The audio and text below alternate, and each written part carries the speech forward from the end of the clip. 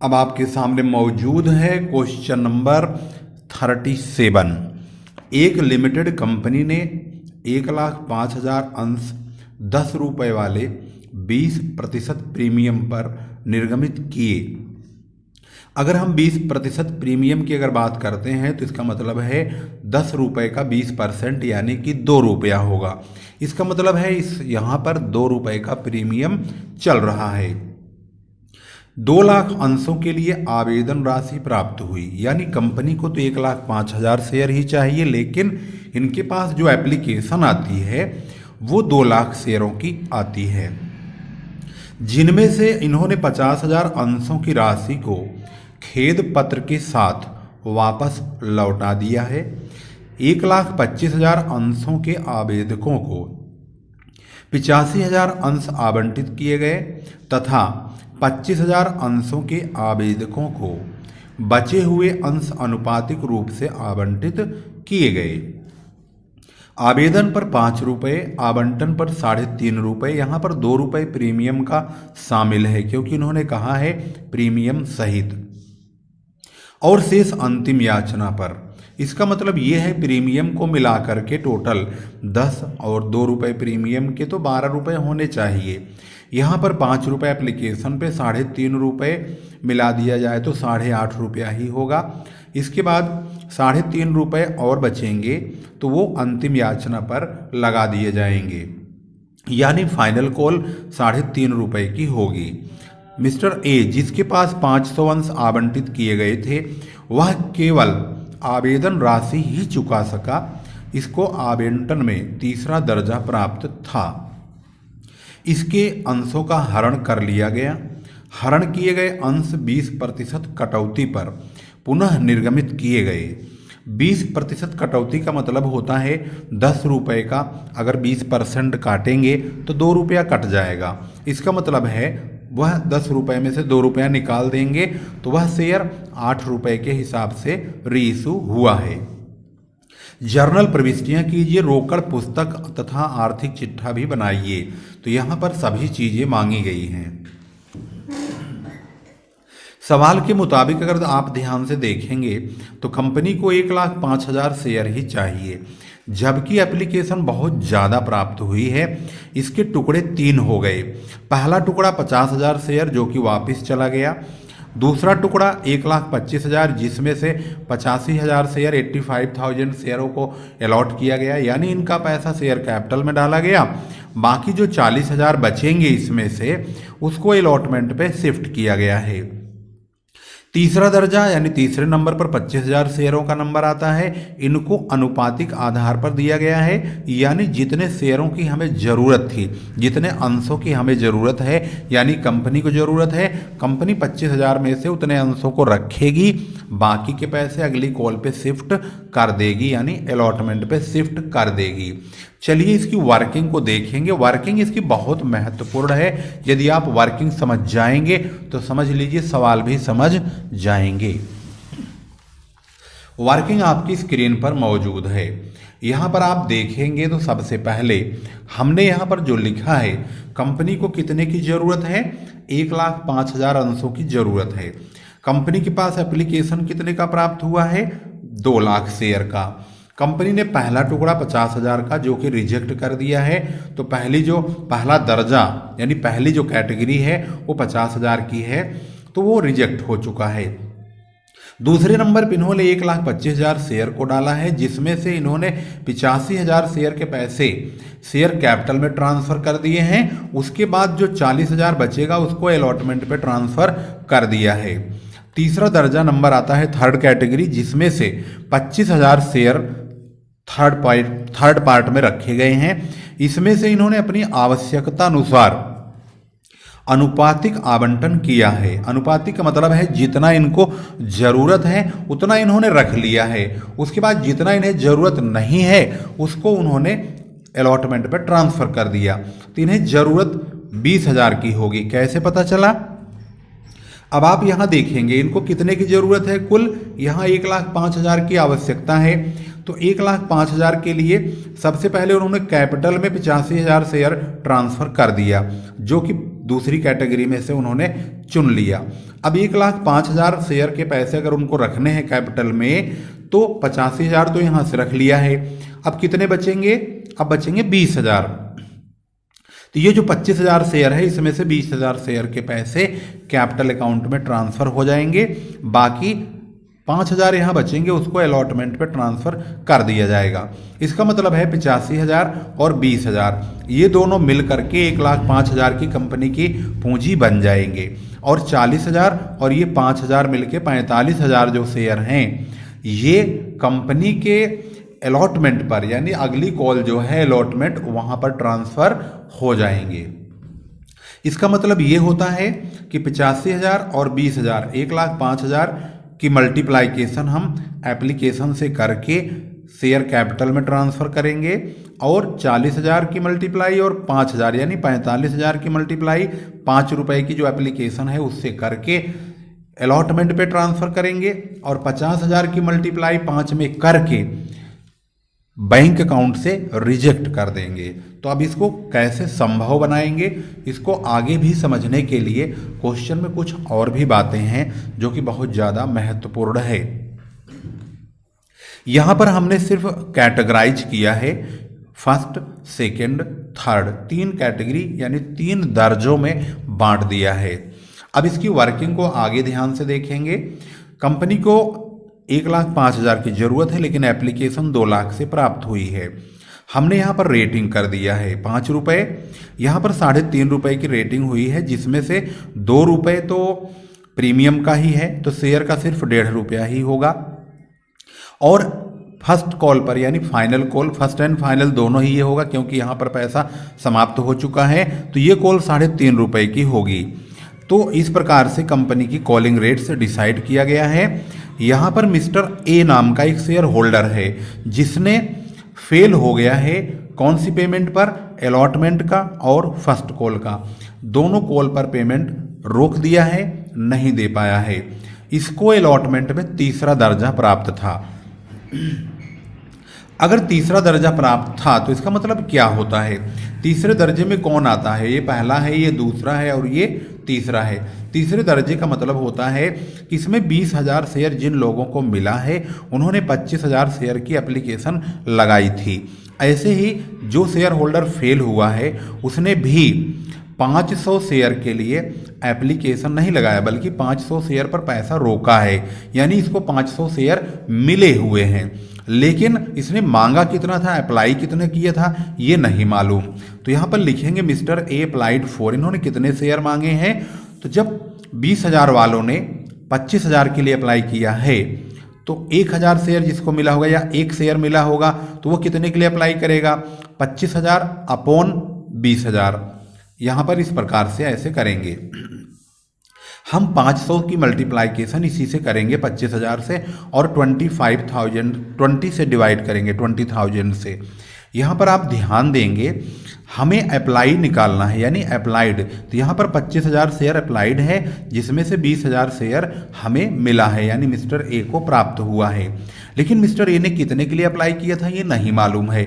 अगर आपको अप्लाई निकालना है तो आप अप्लाई से मल्टीप्लाई करिए और इस कैपिटल वाले से जितना उसको अलॉट हुआ है, शेयर मिला है, बांट के कंपनी ने दिया है, उससे डिवाइड करेंगे तो कंपनी का अप्लाइड निकल जाएगा। अगर आपको कैपिटल वाला पैसा निकालना है यानी अलॉटेड वाला निकालना है तो 20,000 से मल्टीप्लाई और 25,000 से डिवाइड करेंगे। फिलहाल हमें अप्लाइड निकालना है तो हम 25,000 से मल्टीप्लाई और 20,000 से 500 शेयर में डिवाइड करेंगे। इस प्रकार से 500 इंटू 25,000 अपॉन 20,000, तो इसके 625 शेयर आते हैं। इसका मतलब मिस्टर ए ने, जो कि शेयर होल्डर हैं जिन्होंने पैसा रोका है, उन्होंने 625 शेयर के लिए कंपनी से अप्लाई किया था कि हमें 625 शेयर दे दीजिए। तो 625 शेयर में उनको कितने शेयर मिले हैं, 500। लेकिन इस व्यक्ति ने 625 शेयर के 5 रुपये के रेट से कंपनी को 3,125 रुपये ही दिए हैं, लेकिन कंपनी ने इनको तो 500 शेयर ही दिया है। तो अगर 500 शेयर दिया है तो 500 शेयर का कंपनी 5 रुपये के हिसाब से 5 पंजे 2500 रुपये रख लेगी। लेकिन कंपनी के पास अब भी 625 रुपये बच गए हैं। तो कंपनी ने यहाँ पर रूल अपनाया हुआ है कि जो पैसा फालतू बचेगा हम उसको अलॉटमेंट पे ट्रांसफ़र कर देंगे। इसका मतलब ये है कि ये पैसा अगली कॉल पे फिर कट जाएगा। तो यहाँ पर 500 की मल्टीप्लाई 3.5 से करेंगे तो 1750 रुपये का यहाँ पर अमाउंट ड्यू होगा। इसमें से ये 625 रुपये कम हो जाएंगे, 1125 रुपये बचेंगे, जो कि ये शेयर होल्डर को देना चाहिए था, लेकिन इन्होंने इसी कॉल पर यानी अलॉटमेंट पर ही इन्होंने पैसे रोक लिए। इसका मतलब है 1125 रुपये कॉल्सिन एरियर हो गया है। 500 की मल्टीप्लाई 3.5 में करेंगे और फिर ये 1750 रुपये की अगली कॉल को भी इन्होंने रोक लिया है। इनके शेयरों को यानी इनके 500 शेयरों को बाद में कंपनी ने 8 रुपये के हिसाब से रीइशू करके दोबारा पैसा प्राप्त कर लिया है, क्योंकि किताब में ये कहा है कि आप जर्नल एंट्री बनाएंगे लेकिन साथ में रोकड़ भी बनाएंगे, रोकड़ बही भी बनाएंगे यानी कैश बुक। तो इस सिचुएशन में हमें जो बैंक वाली एंट्री है उसका पैसा हमें कैश बुक में दिखाते हुए चलना होगा।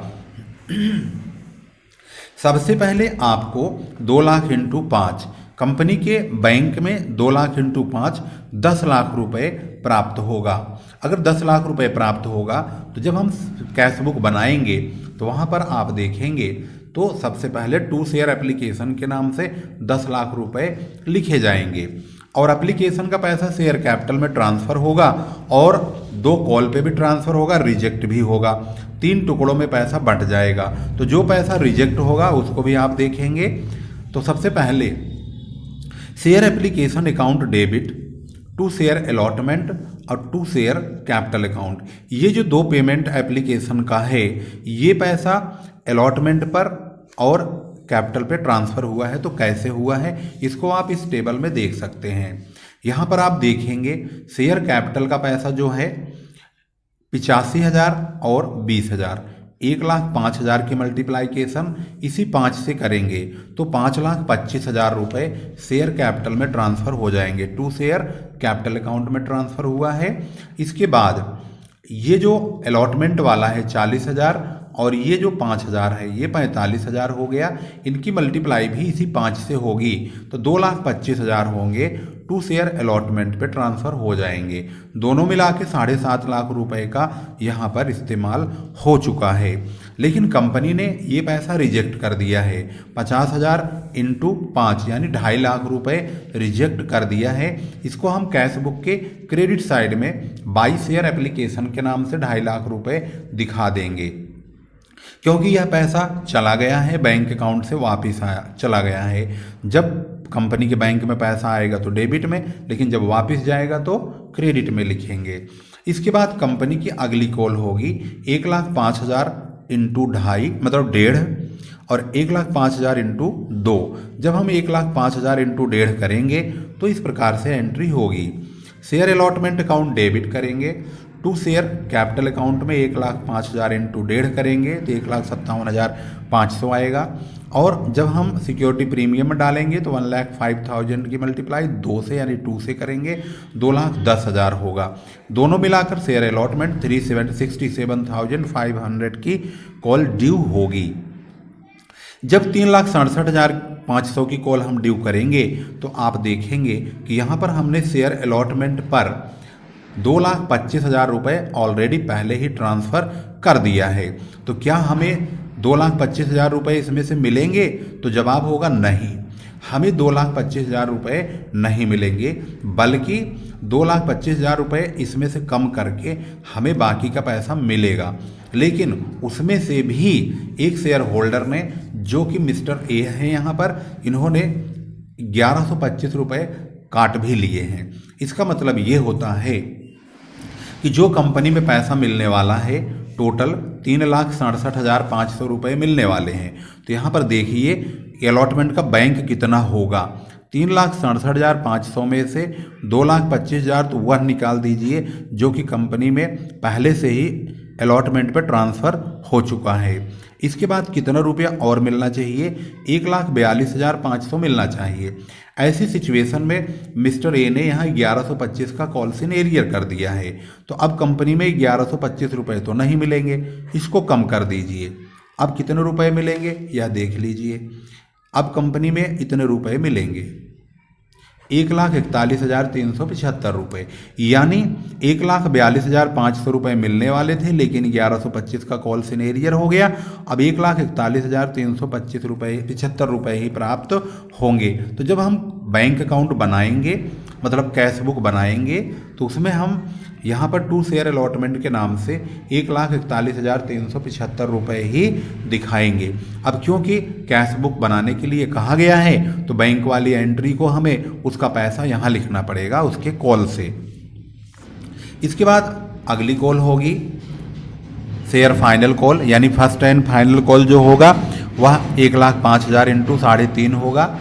1,05,000 इंटू 3.5 करेंगे तो हमारी जो कॉल ड्यू होगी share first call account debit to share capital account 3,67,500 रुपये की ड्यू होगी।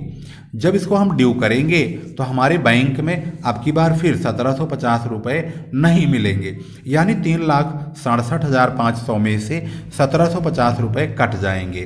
तो हमारे बैंक में एप्लीकेशन वाली जो एंट्री जो फर्स्ट एंड फाइनल कॉल का पेमेंट है उसमें 3,67,500 में से 1,750 रुपये कट जाएंगे, तो हमें 3,65,750 रुपये ही प्राप्त होंगे, क्योंकि यहाँ पर फाइनल कॉल के टाइम पर इन्होंने पैसे रोक लिए थे। तो जब इनकी कॉल ड्यू हुई थी तो इतने रुपए की ड्यू हुई थी। अब इसमें से इन्होंने 1,750 रुपये मिस्टर ए ने रोक लिया, तो अब इनका जो पैसा मिलेगा 3,65,750 रुपये ही प्राप्त होंगे। इसके बाद अब इनका 500 शेयर फॉरफिट होगा। 500 की मल्टीप्लाई पूरे 10 से होगी और 500 की मल्टीप्लाई 2 रुपये से भी होगी, क्योंकि सिक्योरिटी प्रीमियम का पैसा यहाँ कट लग गया है तो ये पेमेंट नहीं हुआ है। तो जब हम इसकी एंट्री करेंगे तो 500 की मल्टीप्लाई 10 से करेंगे, शेयर कैपिटल 5,000 का डेबिट होगा। सिक्योरिटी प्रीमियम 500 की मल्टीप्लाई 2 से करेंगे तो 1,000 रुपये डेबिट होंगे। 2 शेयर फॉरफिटेड में वह पैसा डालेंगे जो कंपनी को मिल चुका है। तो यहाँ आप देखेंगे कंपनी को सिर्फ एक बार पैसा इन्होंने दिया है 3,125 रुपये, उसके बाद सारे पैसे कटते चले गए, यहाँ भी नहीं दे पाए, यहाँ भी नहीं दे पाए। तो अब हम शेयर फॉरफिट में ये पैसा डालेंगे और जो नहीं मिला है शेयर अलॉटमेंट पे 1,125 डालेंगे, जो नहीं मिला है शेयर फर्स्ट कॉल पे 1,750 रुपये डालेंगे। इस तरह से इसको दिखाया जाएगा। शेयर फॉरफिटेड में 3,125 रुपये, शेयर अलॉटमेंट पे 1,125 और शेयर फर्स्ट कॉल पे 1,750 रुपये। इसके बाद इन्होंने 500 शेयर को 8 रुपये के रेट से बेच दिया है। तो 500 की मल्टीप्लाई 8 से करेंगे, जो कि शेयर कैपिटल में 4,000 रुपये प्राप्त हो जाएंगे। शेयर कैपिटल में 4,000 रुपये आ चुके हैं, क्योंकि ये बैंक वाली एंट्री है तो इसका पैसा कैश बुक में दिखाया जाएगा। इसके बाद यहाँ पर 500 शेयर का पैसा 8 रुपये के रेट से 4,000 ही प्राप्त हुआ है, जबकि कंपनी को 5,000 की ज़रूरत होगी। 500 इंटू 10 करके पैसे आने चाहिए 5,000 रुपये। अब क्योंकि कंपनी को यहाँ पर 1,000 रुपये की शॉर्टेज है, वह पैसा शेयर फॉरफिट से पूरा किया जाएगा। कैसे होगी उसकी एंट्री, यहाँ पर लिखेंगे share forfeited account debit to share capital account. ये जो फॉरफिटेड है 3,125 रुपये का, इसमें से 1,000 रुपये निकाल करके शेयर कैपिटल में ट्रांसफ़र कर लेंगे। इसके बाद यहाँ पर सिर्फ 2,125 रुपये ही बचेंगे, जो कि कैपिटल रिजर्व में ट्रांसफ़र हो जाएगा। Share forfeited account debit to capital reserve account 2,125 रुपये पूरे के पूरे अब ट्रांसफ़र हो चुके हैं। इस प्रकार से आप देखेंगे क्वेश्चन नंबर 37 में आपने इतनी सारी चीज़ों को कवर कर लिया है। अब हम इसकी बैलेंस शीट को देखेंगे। अगर आप बैलेंस शीट को ध्यान से देखना चाहेंगे तो इसमें आप देखेंगे सबसे पहले notes to account. Notes to account में सबसे पहले शेयर कैपिटल आता है, उसमें अथोराइज कैपिटल सवाल में दिया नहीं है।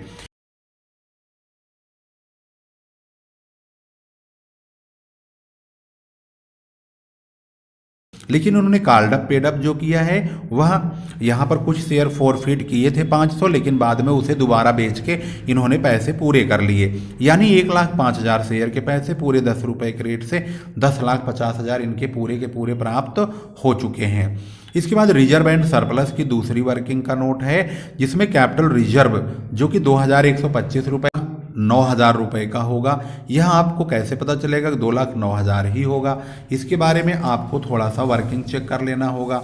यदि आप ध्यान देंगे तो यहाँ पर 500 शेयर का पैसा सिक्योरिटी प्रीमियम वाला 2 रुपये के रेट से 1,000 रुपये का नहीं मिला है, जबकि सिक्योरिटी प्रीमियम का पैसा अगर आप ध्यान देंगे तो यहाँ पर 1,05,000 शेयर का पैसा 2 रुपये के रेट से 2,10,000 रुपये होता है, यानी 2,10,000 रुपये।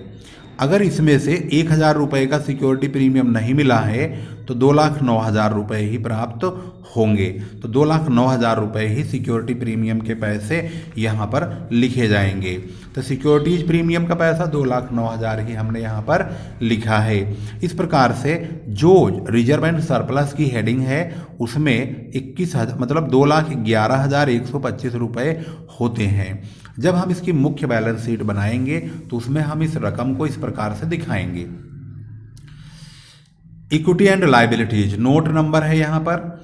इसके बाद यहाँ आप देखेंगे शेयर होल्डर फंड्स में जो शेयर कैपिटल है वह 10,50,000 का है, जो कि वर्किंग नंबर 1 से हमने 10,50,000 रुपये ये वाला कॉल्ड अप पेड अप वाला पैसा लिया है।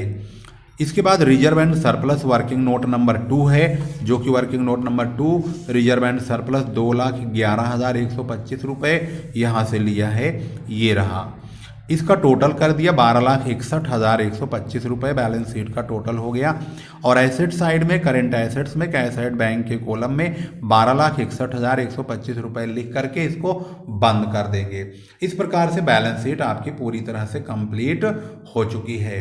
इसी प्रकार की वीडियोज को पाने के लिए आप धीरज सर कॉमर्स क्लासेस चैनल को अवश्य सब्सक्राइब कर लीजिए और लेटेस्ट अपडेट्स लेते रहिए। हाँ, वीडियो को शेयर करना मत भूलिएगा। आप लोग वीडियो शेयर करने में कंजूसी कर रहे हैं, हालांकि मैं आपकी बातों से सहमत हूं और आपकी बातों से मैं सीख भी रहा हूं। आप जैसे कह रहे हैं वैसे हम वीडियो बना भी रहे हैं, लेकिन आप भी वैसे ही करो जैसे मैं कह रहा हूं। आप इस वीडियो को मैक्सिमम शेयर कीजिए और लोगों तक पहुंचाने में हमारी मदद कीजिए।